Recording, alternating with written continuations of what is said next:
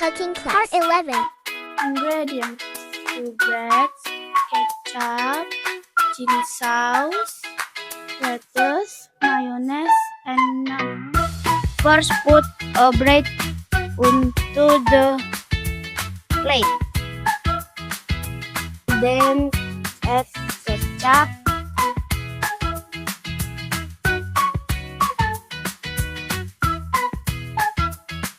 and chili sauce,